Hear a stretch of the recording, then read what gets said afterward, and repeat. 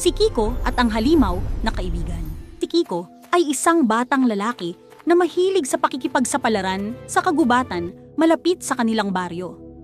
Isang araw, habang naglalaro, may narinig siyang malakas na tunog mula sa likod ng mga puno. Kiko, natakot, ngunit mausisa. "Sino po kayo diyan?" "Lumabas po kayo." Lumabas ang isang malaking halimaw na may malalaking mata at mahabang ngipin, ngunit hindi ito mukhang masama. Halimaw, malumanay. "Huwag kang matakot, Kiko. Ako po si Gorok." "Hindi po ako masama." Kiko, nagulat.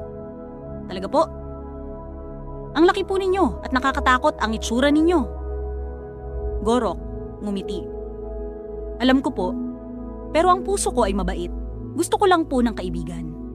Mula noon, nagsimula silang maglaro at magkwentuhan sa ilalim ng malaking puno.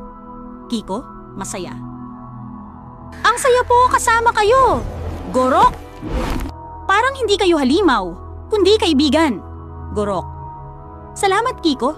Ang tunay na kaibigan ay tumatanggap sa isa't isa kahit magkaiba ang hitsura o anyo." Isang araw, may nakita silang batang naliligaw sa kagubatan.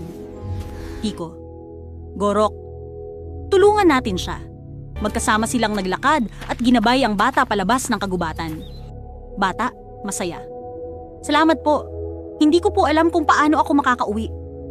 Kiko, "Walang anuman! Masaya po kami na nakatulong sa inyo." Mula noon, kilala si Gorok sa baryo bilang halimaw na kaibigan. At natutunan ng lahat na ang tunay na kabutihan ay nasa puso, hindi sa itsura. Aral ng kwento: huwag husgahan ang iba base sa itsura.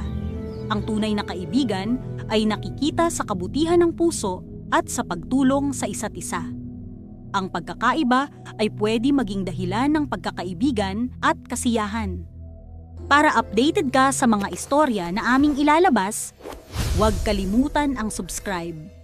Maraming salamat!